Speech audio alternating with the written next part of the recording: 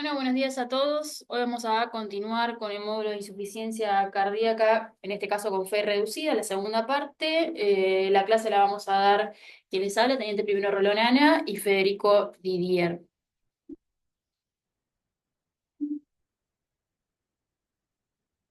Bueno, para empezar, recordamos algunos términos que ya los vimos en las clases pasadas, pero de insuficiencia cardíaca como un síndrome clínico caracterizado por la presencia de signos y síntomas secundarios a una alteración estructural o funcional que va a resultar en la reducción del gasto cardíaco o un aumento de las presiones de llenado para poder mantener, ¿sí? Corroborados por métodos invasivos y no invasivos. En este caso vamos a hacer hincapié sobre la fe reducida menor a 40%. Para empezar a charlar un poco sobre el tema, hablar de las principales causas de muerte de insuficiencia cardíaca. Las principales causas tenemos que se dividen en no cardiovasculares y cardiovasculares. El 70 al 80% de los pacientes fallece de causas cardiovasculares y un gran porcentaje de ellos lo hace a través de muerte súbita. La muerte súbita, definida por la American College, se define como un evento fatal, no esperado, no traumático. Va a ocurrir en la primera hora de haber iniciado los síntomas eh, o haberlo encontrado al sujeto ya fallecido dentro de las primeras 24 horas. Y se estima que casi siempre puede ser debido a una arritmia o una catástrofe hemodinámica. Para esto se han desarrollado algunas tecnologías, entre ellas el cardiodefibrilador implantable, sí que es un dispositivo mecánico que envía descarga al corazón para tratar algún tipo de arritmia. El cardiodefibrilador tiene tres particularidades. Puede hacer terapia antitaquicardizante, es decir, da pequeños estímulos a una taquicardia y lo que hace es cortar con esa arritmia. También puede funcionar como desfibrilador, como sabemos, similar al desfibrilador del carro de paro, en un evento, por ejemplo, como fibrilación ventricular. Y también funciona como estimulante, sí, como estimulador, como marcapasos, digamos, ¿sí? Como en bradicardias extremas actúa como terapia de marcapaseo. Como vemos ahí, se pone similar a un marcapaso, ¿sí? En un bolsillo pectoral izquierdo, y tiene un solo cable que llega a la punta del corazón con dos polos opuestos que cuando es necesario da una descarga a cierta cantidad de joules para o cortar con la arritmia o marcapasear, como dije recién. Hace rato ya se viene estudiando la eficacia del cardiodefibrilador. Tenemos los dos principales estudios que fueron el MADIT-1 y el MADIT-2, que lo que hicieron el MADIT-1 primero mostró una reducción de mortalidad en un 54%. El MADIT-2 lo que hizo fue comparar el CDI con un tratamiento convencional, flecainida en ese momento, donde se vio que se redujo una mortalidad de un 31%. Y después otro estudio interesante fue el SSDHF, que dividió en tres grupos. Uno fue cardiodefibrilador, otro terapia convencional y a otro grupo se le dio amiodarona, y lo que se vio es que el cardiodefibrilador redujo la mortalidad en un 23%. Los pacientes siempre eran similares, pacientes con FEI menor al 35%, ya con alguna clase funcional de insuficiencia cardíaca, y algunos eran insuficiencia cardíaca de origen isquémico y otros no isquémicos. Existen algunas recomendaciones que las podemos encontrar en la guía de la Sociedad Argentina de Cardiología. Tenemos el cardiodefibrilador como recomendación para prevención primaria, ¿sí? En pacientes con más de 40 días posinfarto, con FEI menor al 30%, con clase funcional, que estén asintomáticos o clase funcional 1, que estén bajo tratamiento médico óptimo y con una expectativa de vida mayor a un año. Esta es una evidencia clase 1A. Tenemos otra segunda, clase 1A, que lo que cambia es la FEI y la clase funcional. Pacientes mayor a 40 días posinfarto, con FEI menor, un poquito más, le da un poco más de chance, menor al 35%, pero con una clase funcional ya 2 o 3, también bajo tratamiento médico óptimo y una expectativa de vida mayor a un año. Después existen otras indicaciones no tan claras de cardiodefibrilador, ya de clase 2B y 3. 2B, pacientes con síncope inexplicado, con cardiopatía estructural, FEI mayor al 35%. Y clase 3, pacientes con menos de 40 días de evolución posinfarto, por ejemplo, o que tengan clase funcional 4, que no tengan indicación concomitante de resincronización o que no fueran candidatos para un trasplante cardíaco. Y otras indicaciones. También existe la indicación como prevención secundaria. Existe un grupo de pacientes de alto riesgo de que tengan un nuevo evento cardiovascular, que son aquellos que han sufrido muerte súbita cardíaca reanimada, ¿sí? Y en estos es recomendación 1A, ¿sí? Está indicado entonces en pacientes que sobrevivieron a un paro cardíaco debido a la fibrilación ventricular o TB sostenida con compromiso hemodinámico y no atribuibles a una causa transitoria o reversible. Esa tenemos una clase de evidencia 1A. En pacientes con enfermedad coronaria, con FEI menor a 40%, TB sostenida espontánea, compromiso hemodinámico o sin él, ya ahí baja un poco la indicación, nivel de evidencia B. Y pacientes con síncope de origen desconocido, enfermedad coronaria, FEI menor a 40%, TB sostenida con compromiso hemodinámico o fibrilación ventricular inducida por alguna técnica electrofisiológica. Eh, la realidad es que también podemos guiarnos en cuanto a la indicación o no de CDI en nuestros pacientes a través de estratificar el riesgo de los mismos. No siempre tiene que encuadrar en alguna de las indicaciones que vimos recientes. Podemos tener pacientes muy particulares que nosotros podemos dudar si requieren o no de implante de CDI, y las guías lo recomiendan. Lo que recomiendan las guías es estratificar el riesgo de nuestros pacientes. ¿Cómo lo estratificamos? A través de el desarrollo, ¿no?, de arritmias ventriculares, ¿sí?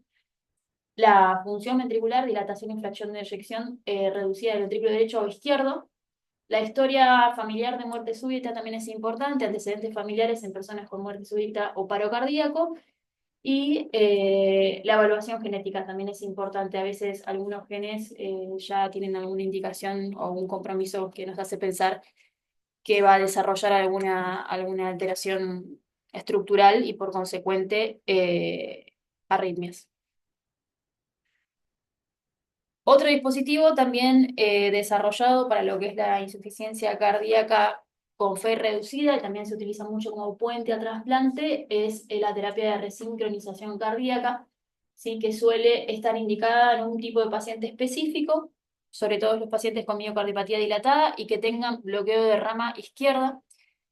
Como dije, se suele utilizar como puente para trasplante, casi siempre en pacientes que tienen un tratamiento médico optimizado, y lo que demostró también es la mejora de la sobrevida y la calidad de vida de estos pacientes seleccionados. Como vemos en la figura de la derecha, es parecido el dispositivo, pero tiene dos cables, uno que va a la punta del ventrículo derecho y otro que pasa por el seno coronario por atrás y llega a la pared lateral del ventrículo izquierdo, y lo que hace es estimular de manera sincrónica ambos ventrículos. Para entender la terapia de resincronización es importante entender, perdón, cómo el bloqueo de rama izquierda en estos pacientes, que suelen ser pacientes que ya tienen cardiopatía dilatada, ¿no?, lo que empieza a deformar el sistema cardionector y generar estos bloqueos. Importante entender entonces la fisiología de esto. Un bloqueo de rama izquierda lo que hace es primero despolarizar el ventrículo derecho y después por consiguiente se activa el izquierdo. Esto genera disincronía en el tabique también, se acorta antes de tiempo, después se estira de forma anormal. La pared lateral del ventrículo izquierdo se contrae tarde y así genera esta disincronía de la que estamos hablando. Como resultado de esto, hay zonas que se contraen antes y otras que se contraen después, lo que aumenta el esfuerzo y el consumo de oxígeno. Esto va a llevar a disminución del volumen de sangre, pérdida de la eficacia cardíaca, hipertrofia, problemas de perfusión, algunas valvulopatías, en general insuficiencia mitral, y con la insuficiencia mitral a lo largo también puede generar fibrilación auricular. Ahí puse a la derecha un ejemplo que en realidad pasa algo similar con el marcapaseo, ¿sí? Con el marcapaso cardíaco, sí, que genera una imagen de bloqueo de rama derecha y vemos cómo también despolariza de derecha a izquierda el corazón y genera esta disincronía. Algunos pacientes a lo largo del tiempo empiezan a deteriorar la función cardíaca por el pacing. Se dice que un pacing mayor al 40% empieza a, eh, digamos, disminuir la eficacia, el gasto cardíaco, y estos pacientes muchas veces terminan en upgrade a resincro, es decir, pasan de marcapaso a tener que hacer un upgrade a resincro por esta caída de la función ventricular a través del pacing, ¿no? Bueno, hubo tres estudios importantes sobre la terapia de resincronización. Uno es el REVERSE, otro es el MADIT-CRT y el RAF, que los tres coincidieron en que los pacientes que más se benefician con la terapia de resincronización son aquellos que tienen un QRS mayor a 150 y bloqueo de rama izquierda, lo que genera el retraso de la progresión de la insuficiencia cardíaca y remodelado ventricular, y bueno, o menor o nulo beneficio en pacientes con bloqueo de rama izquierda con un QRS menor a 130 milisegundos. ¿En qué pacientes está recomendada el resincro? En pacientes con miocardiopatía isquémica o necrótica o no isquémica, con una clase funcional 2-4, con fracción de eyección menor al 35%, a pesar del tratamiento médico óptimo, que tengan ritmo sinusal y QRS mayor a 150, obviamente con patrón de bloqueo de rama izquierda. Esa es evidencia 1A. 1B, pacientes con requerimiento de marcapaso definitivo, con necesidad de recambio o con una tasa estimada de estimulación mayor al 40%, como hablábamos recién, lo del pacing mayor al 40%, es decir, el paciente está más del 40% en un registro utilizando el marcapaso, eh, con una clase funcional 2-4 y fracción de eyección menor al 35% a pesar del tratamiento médico instaurado. Después, otras recomendaciones similares, lo que van a cambiar muchas veces es el ancho del QRS y la clase funcional del paciente con la FEI. Pero básicamente la recomendación es bastante parecida a la del CDI, lo que cambia es que tiene que haber bloqueo de rama izquierda. Las posibilidades de respuesta en estos pacientes pueden ser de tres tipos. Pueden ser los favorables o los respondedores a terapia de resincronización, que por lo menos necesitamos una de los tres tipos de respuesta, que es respuesta clínica, definida por cualquier mejoría de la clase funcional; ecocardiográfica, definida por una mejoría del diámetro telediastólico del ventrículo izquierdo; o mejoría de la fracción de eyección del ventrículo izquierdo en más de un 15%. Puede ser que el paciente no responda, es decir, no hay mejoría en estos pacientes, que esos en general son los que se encaran después para trasplante cardíaco, y los superrespondedores, que el paciente evoluciona a clase funcional 1, normaliza la función, incrementa o un 20% el valor absoluto. Y tiene algunas contraindicaciones que la verdad que son lo opuesto a las indicaciones, ¿sí? Un QRS menor a 130, 120, un FEI mayor al 35%, ausencia de síntomas de insuficiencia cardíaca, que el paciente no tenga esperanza de vida mayor a un año. La anatomía vascular también es importante, no favorable para el implante, y no mucho más. Obviamente infecciones y rechazos del paciente. Bueno, y avanzando un poquito con el temario de la clase, estamos hablando ya en el módulo de insuficiencia cardíaca de pacientes que van progresando en su enfermedad y llegando tal vez inclusive a etapas terminales. Primero que nada, vamos a hablar de la definición de insuficiencia cardíaca avanzada. Aquellos pacientes ya hablamos de FEI preservada, de FEI levemente reducida, de FEI reducida, y hablamos ahora de pacientes que ya se encuentran en una insuficiencia cardíaca avanzada. Para definirlo de esta forma, tenemos 4 ítems en pantalla, los cuales todos deben ser cumplidos, algunos desglosados, como por ejemplo en el primer ítem, síntomas persistentes en clase funcional 3-4. En el segundo ítem, una disfunción cardíaca grave, perdón, definida por lo menos por alguno de los siguientes, como una fracción de eyección disminuida menor al 30%, falla ventricular derecha, valvulopatías no operables, cardiopatías congénitas, perdón, elevación persistente de marcadores en sangre como NT-proBNP. También debe el paciente cumplir con el requisito de episodios de congestión pulmonar sistémica con altas dosis de diuréticos, con requerimiento de inotrópicos, con internaciones frecuentes, perdón, con internación o consultas ambulatorias en los últimos 12 meses. Y por último, en el último ítem, un grave empeoramiento de la capacidad funcional, medido de distintas formas, como puede ser la baja distancia caminada en la prueba de los 6 minutos, o el consumo de oxígeno pico bajo, o inclusive un valor menor al 50% estimado de dicho valor. Estos pacientes que nosotros tenemos estos perfiles hemodinámicos los agrupamos en lo que se llaman los perfiles Intermax. Estos perfiles lo que nos establece pensar es un pronóstico y la necesidad o no de lo que vamos a hablar ahora, como son los dispositivos de asistencia ventricular o el requerimiento de trasplante cardíaco. Son 7 perfiles Intermax. El perfil número 1 es el más complejo, el perfil número 7 es el paciente que dentro de la muestra de pacientes que tenemos son los más estables. El perfil 1 es un paciente en shock cardiogénico con requerimiento en dosis en aumento de inotrópicos vasopresores.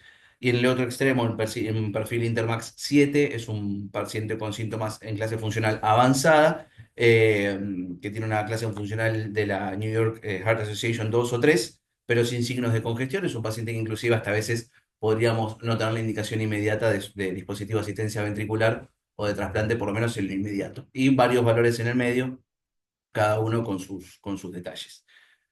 Nosotros entonces en este tipo de pacientes podemos pensar en la necesidad o en la utilidad de un dispositivo de asistencia ventricular, que ahora los vamos a describir y dar algunos ejemplos, pero nosotros tenemos que pensar por qué y para qué le damos esos dispositivos, qué función pueden llegar a cumplir, y la guía de insuficiencia cardíaca de la SAC de 2023 nos da estas 5 opciones. Una es como puente de la decisión, lograr una estabilidad del paciente para luego tomar una decisión de qué se hará con él, como puede ser la opción de trasplante, o puede ser puente a la candidatura, justamente mejorar el perfil hemodinámico y los parámetros del paciente para que sea realmente un candidato a trasplante, eh, puente a la recuperación o terapia de destino inclusive del paciente.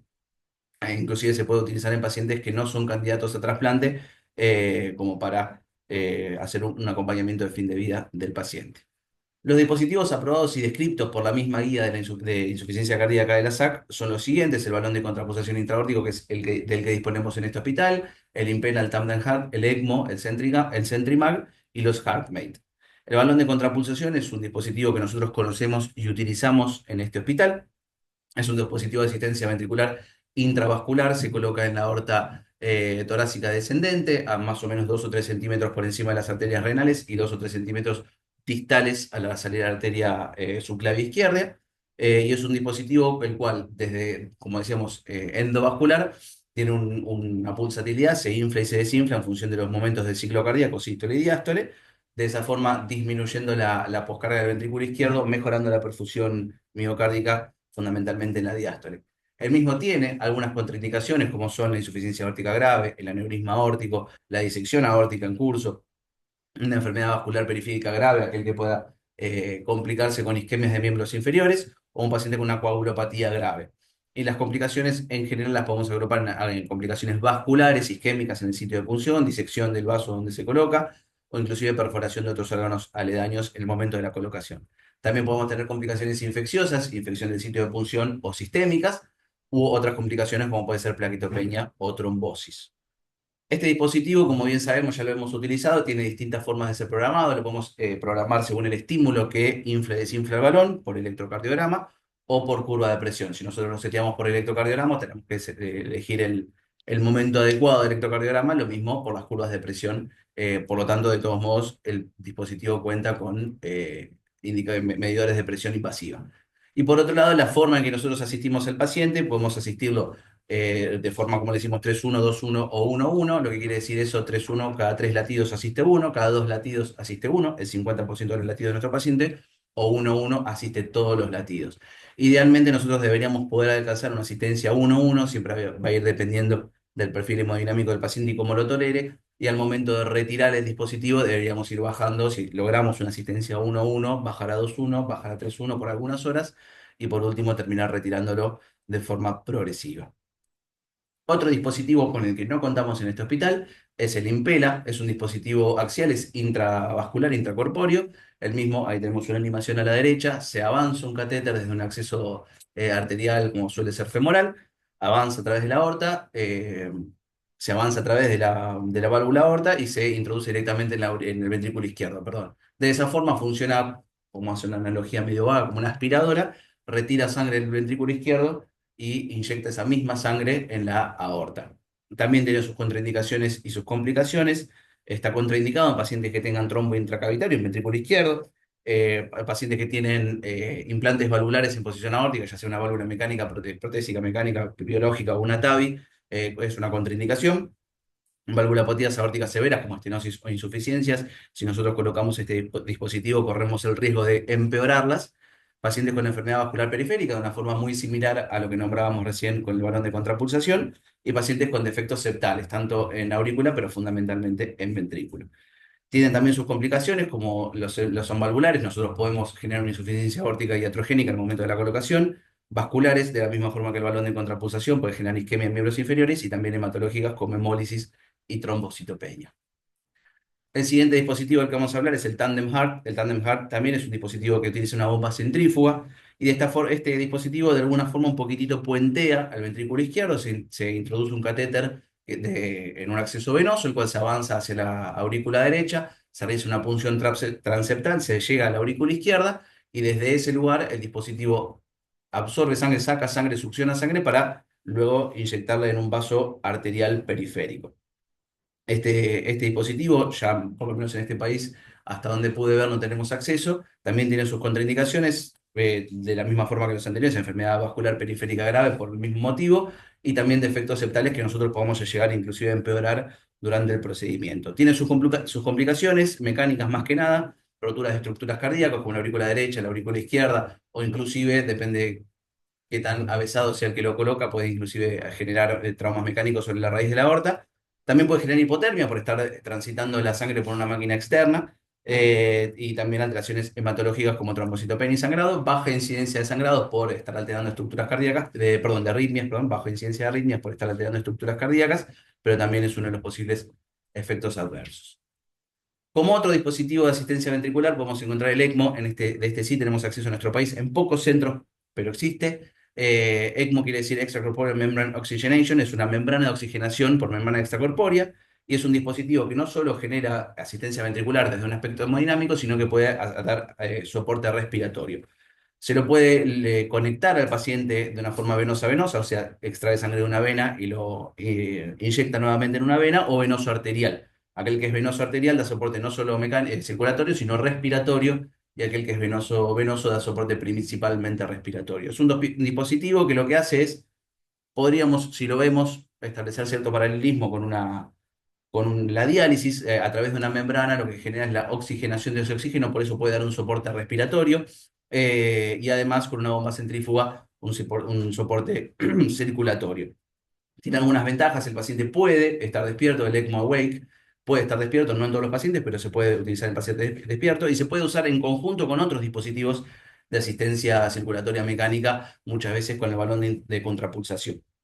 Es un dispositivo caro, requiere un personal altamente especializado para la utilización del mismo, con poca accesibilidad, como dijimos antes, y tiene los riesgos de infección propios de un dispositivo puesto con dos inserciones vasculares. Tiene sus contraindicaciones también, como puede ser la insuficiencia aórtica grave, un paciente en paro cardíaco el cual no se determinó la causa, falla multiorgánica, falla neurológica, pacientes con un mal pronóstico en general está contraindicado. Puede tener complicaciones como la hemorragia, fenómenos tromboembólicos y trastornos de los sitios donde se implanta, como pueden ser infecciosos o lesiones traumáticas del mismo. Y para finalizar con los dispositivos de asistencia ventricular, tenemos los HeartMate y los CentriMag, que son dispositivos medianamente parecidos, son bombas centrífugas, algunos pueden ser centrales y implantarse directamente en cavidades ventriculares, como es el video, y algunos son más periféricos que se colocan en vasos. La diferencia entre el HeartMate y el CentriMag, que si bien son dispositivos muy parecidos, el HeartMate se utilizan más a largo plazo, son pacientes que inclusive podrían utilizarlos de forma ambulatoria, y el CentriMag es un dispositivo que se puede usar durante internación. Son de alta complejidad, requieren especialización. En este país tampoco, hasta donde pude averiguar, tampoco tenemos disponibilidad del mismo. Nosotros ya estamos hablando de pacientes con insuficiencia cardíaca avanzada, pacientes que pueden haber requerido CDI, resincronización, dispositivos de asistencia ventricular, todo eso para darle a veces chances a un paciente de llegar a algo. Entonces, nos podemos preguntar, cuando el tratamiento que le dimos, cuando todo lo que acabamos de mencionar le dimos, no se traduce en un beneficio a largo plazo en el paciente, ¿qué podemos llegar a hacer con este paciente? Podemos evaluar si es candidato a trasplante cardíaco. El mismo consenso que nombramos previamente de la SACE 2023 de insuficiencia cardíaca nos da algunas indicaciones y varias contraindicaciones.